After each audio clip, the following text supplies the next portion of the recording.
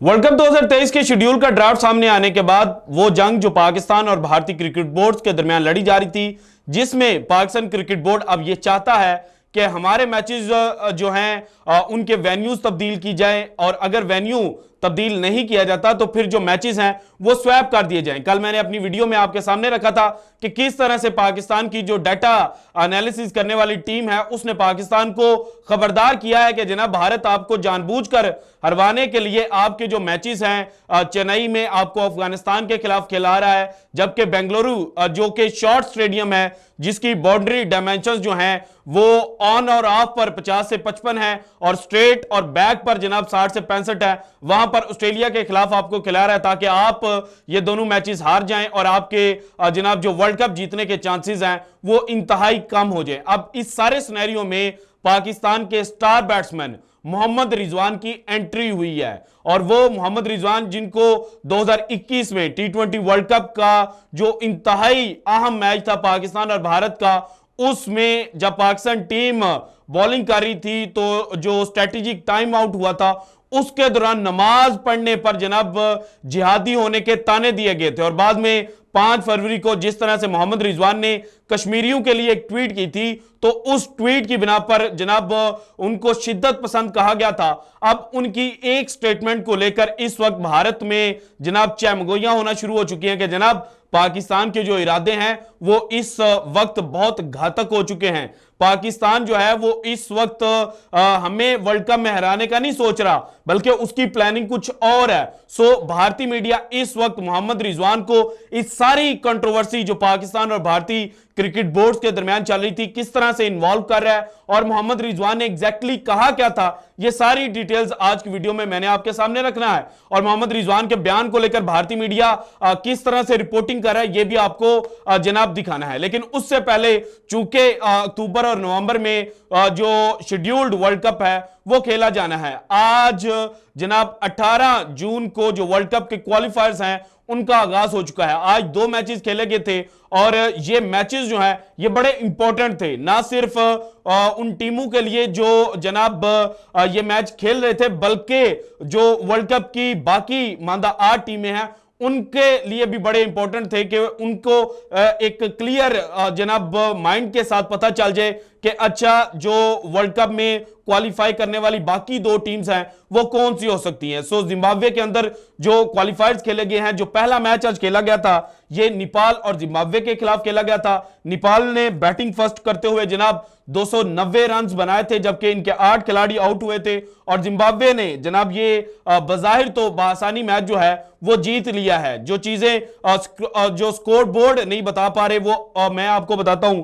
देखिए जनाब हुआ क्या कि नेपाल के बारे में किसी ने सोचा भी नहीं था कि ये 290 तक पहुंच जाए। इनमें इनके जो ओपनर हैं कुशाल भोरतल, और उन्होंने जनाब 95 गेंदें खेलकर 99 रन बनाए, जनाब अनलकी रहे, ये 1 रन शॉर्ट रहे, 100 नहीं कर पाए, और जो आज इनकी इनिंग्स थी ऐसा लग ही नहीं रहा था कि जनाब ये एक ऐसा मुल्क है या एक ऐसी टीम का खिलाड़ी खेल रहा है कि जो कि इससे पहले जो इंटरनेशनल क्रिकेट है वो इस लेवल की नहीं खेल पाया। सो ये फर्स्ट टाइम है कि नेपाल जो है वो वर्ल्ड कप के क्वालिफायर्स खेल रहा है, और आज पहले मैच में जिस तरह से इनके ओपनर्स ने बैटिंग की लग रहा था कि जनाब ये जो टीम है ये बहुत आगे जाएगी। इसके बाद आसिफ शेख जो है विकेट कीपर बैट्समैन, उन्होंने 66 रन बनाए, 100 गेंदें जरूर खेली, लेकिन जब दूसरे एंड पर जनाब कुशाल जनाब मार रहे थे, कुशाल जो है वो रन बॉल खेल रहे थे, उस वक्त जनाब ये उनको सपोर्ट करते हुए नजर आए। कुशाल के आउट होने के बाद जो जनाब कुशाल माला थे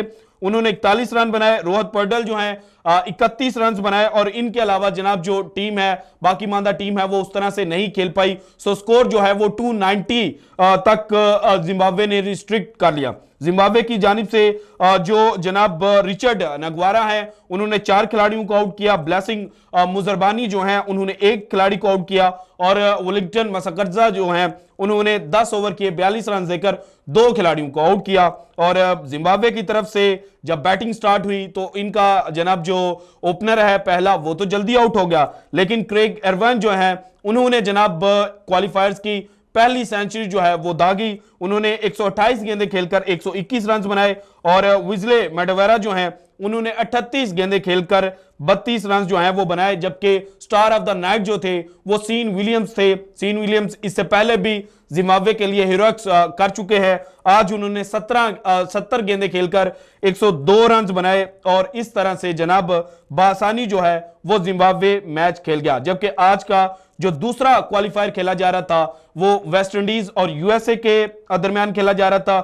जो वेस्ट इंडीज है, लग रहा था कि जनाब जिस तरह से ये हैवीवेट्स की टीम है ये बआसानी जीत जाएंगे, लेकिन इनके लिए भी जो आज की जीत थी वो इतनी आसानी से इनको नहीं मिली। यानी कि जो यूएसए है जिसका इंटरनेशनल एक्सपोजर इतना नहीं है, उन्होंने प्लेट में रखकर जो जीत है वो नहीं दी, बल्कि वेस्ट इंडीज को भी मेहनत करना पड़ी है। सो वेस्ट इंडीज जो है वो बैटिंग फर्स्ट कर रहे थे। ब्रैंडन किंग 0 पर आउट हुए। काइल मायर्स 2 रन बना सके। काइल मायर्स जो हैं वो लखनऊ सुपर जायंट्स की तरफ से भी खेल रहे थे इस सीजन में। और उसके बाद जनाब जॉनसन चार्ल्स जो हैं उनकी एंट्री होती है। जिस तरह से वर्ल्ड कप के क्वालिफायर्स में उनको शामिल किया गया था, लग रहा था कि जनाब उनका जो इंटरनेशनल कैरियर है वो खत्म हो चुका है, लेकिन उनको जनाब जो टीम में शामिल किया गया वहां से ये इंडिकेशन मिल रही थी कि जॉनसन चार्ल्स जो हैं वो अपनी टीम के लिए कुछ बेहतर करेंगे। सो उन्होंने जनाब 80 गेंदें खेलकर 66 रन बनाए। शाई होप जो जिनको कप्तानी दी गई है उन्होंने 54 रन बनाए।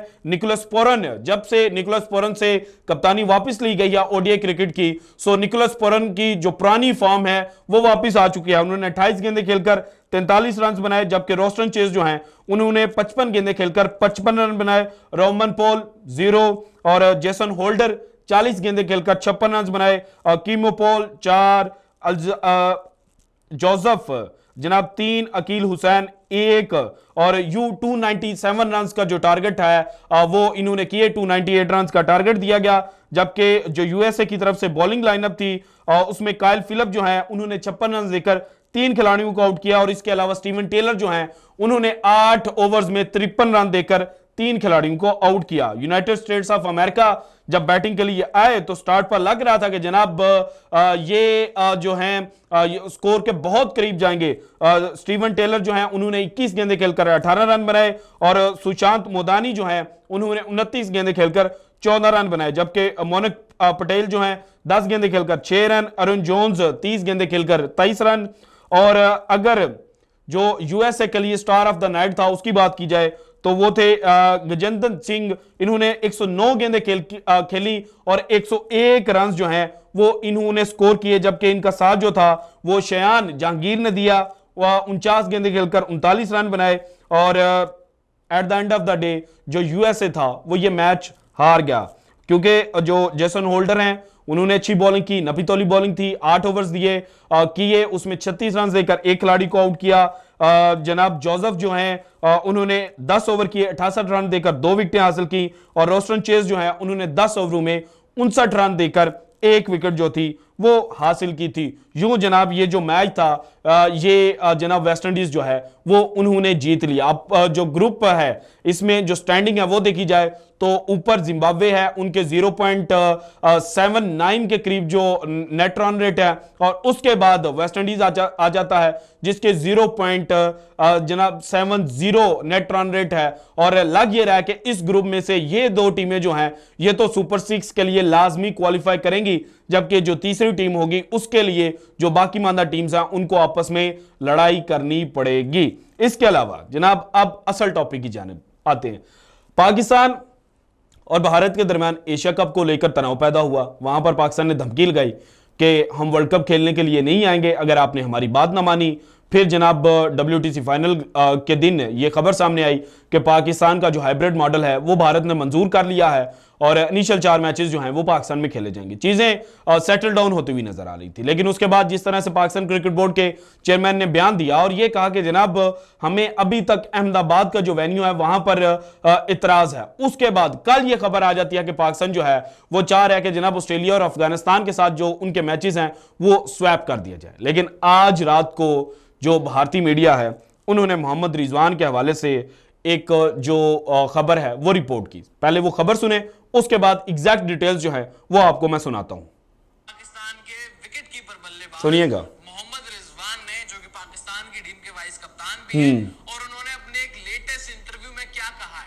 दरअसल जब भी वर्ल्ड कप की बातें होती हैं ये सुनिए। वर्ल्ड कप में टीम इंडिया और पाकिस्तान के बारे में बात होती है तो इन दोनों ही टीमों के ऊपर आपस में खेलने के लिए बहुत ज्यादा प्रेशर होता है। चाहे आप इंडिया की टीम से खेल रहे हो, चाहे आप पाकिस्तान की टीम से खेल रहे हो, ये गेम सबसे बड़ा गेम हो जाता है। बिल्कुल, और कहीं ना कहीं एग्जैक्टली, दोनों ही मुल्कों के लिए, दोनों ही टीम के फैंस के लिए बिल्कुल वर्ल्ड कप ऐसा ही जीतने है जैसा ये गेम बन जाता है। somehow। और उसी को लेकर पाकिस्तान के विकेटकीपर बल्लेबाज मोहम्मद रिजवान ने ये कहा है कि देखिए, इंडिया को हराना ये वर्ल्ड कप स्टेटमेंट जीतने के बराबर नहीं है। अब उनको कोट कर रहे इंडिया हैं, को हराना अंतिम गोल नहीं है। जी हाँ, इंडिया लास्ट से गोल हम नहीं है। जीतना चाहते हैं। इंडिया बहुत बड़ी टीम है और इंडिया से हमारी राइवलरी जो है वर्ल्ड कप में वो बहुत बढ़िया रही है और इंडिया ने वर्ल्ड कप में हमें हराया ही है। सिर्फ एक ही बार ऐसा हुआ है जब हमने वर्ल्ड कप में उन्हें हराया है, बिल्कुल 2021 में वर्ल्ड कप में जब पाकिस्तान हमको हराकर चले गया था। लेकिन उसके बाद से या उसके पहले पाकिस्तान 2022 में भी पाकिस्तान हार गया था नहीं हरा पाया है। और उससे पहले तो हारा हुआ था। मोहम्मद रिजवान का ये कहना है कि इंडिया को हराना वर्ल्ड कप जीतने जैसा नहीं है। फोकस जो है वो सिर्फ और सिर्फ वर्ल्ड कप के ऊपर है। वर्ल्ड कप को जीतना पाकिस्तान का अंतिम फोकस है और उसे हम जीत कर रहेंगे, ये कह दिया है मोहम्मद रिजवान ने। मोहम्मद रिजवान ने यह कहा कि जनाब हमारा जो लास्ट फोकस है, लास्ट गोल है, वो भारत को हराना नहीं है बल्कि वर्ल्ड कप जीतना है। जब ये स्टेटमेंट आई तो उसके बाद जनाब जो भारतीय मीडिया है उन्होंने बहुत ज़्यादा बातें करना शुरू कर दी कि अहंकार जो है, यानी कि गुरूर जो है वो पाकिस्तानी प्लेयर्स में आ चुका है। और इस रिपोर्ट में भी सारी बात की गई स्पोर्ट्स तैयारी पर। जनाब ये रिपोर्ट जो है वो पड़ी हुई है और कमेंट सेक्शन अगर जाकर आप पढ़ेंगे तो वहां पर जिस तरह से मोहम्मद रिजवान को लेकर बातें हो रही हैं तो उसके हवाले से मैंने बेहतर समझा कि जनाब ये वीडियो रिकॉर्ड कीजिए। देखिए, मोहम्मद रिजवान और बाबर आजम एक फंड रेजिंग हो रही थी, हेल्पिंग हैंड जो एक ऑर्गेनाइजेशन है वो कर रही थी। उसमें मोहम्मद रिजवान से 2021 का जो वर्ल्ड कप है उसके हवाले से डिस्कशन हो रही थी। वहां पर उन्होंने बोला कि जनाब 2021 में जब हमने पाकिस्तान ने भारत को हरवाया था तो कुछ जो शायकीन क्रिकेट थे, कुछ जो पाकिस्तानी सपोर्टर्स थे, उन्होंने कहा कि ये हमारे लिए वर्ल्ड कप जीतने लायक है। सो वहां पर मोहम्मद रिजवान ने कहा कि जनाब ये हमारे लिए वर्ल्ड कप जीतने बराबर नहीं था। पाकिस्तान के लिए वर्ल्ड कप जीतने बराबर वर्ल्ड कप है, भारत को हराना नहीं है। और उसके बाद उन्होंने कहा कि हम जो जनाब 2023 में वर्ल्ड कप खेलने जाएंगे अक्टूबर नवंबर में, तो तब भी हमारा जो गोल है वो सिर्फ भारत को हराना नहीं है बल्कि वर्ल्ड कप जीतना है। और भारत के खिलाफ जब मैच होगा तो भारतीय भी बेहतर खेलेंगे, हम भी बेहतर लड़ेंगे और इंशाल्लाह जीतेगा वो जिसने ज्यादा मेहनत की होगी। सो उनके इस बयान को ट्विस्ट किया गया कि पाकिस्तानी खिलाड़ियों में अहंकार आ चुका है, पाकिस्तान में गुरूर आ चुका है। जब बेचने को कुछ नहीं मिला तो फिर जनाब ये सिंपल सी स्टेटमेंट जिसमें वो ये कह रहे हैं कि इंशाल्लाह जिस टीम ने हार्डवर्क ज्यादा किया होगा वो जीतेगी, उसके ऊपर कहा जा रहा है कि पाकिस्तानी खिलाड़ियों में अहंकार आ चुका है। So this is it from today's episode. अगर आपको वीडियो पसंद आई तो लाइक कीजिएगा, ज्यादा से ज्यादा शेयर कीजिएगा, अपनी कीमती राय का इजहार लाजमी कीजिएगा और अगर आपने अभी तक चैनल को सब्सक्राइब नहीं किया तो कर दें। शुक्रिया, अल्लाह हाफिज।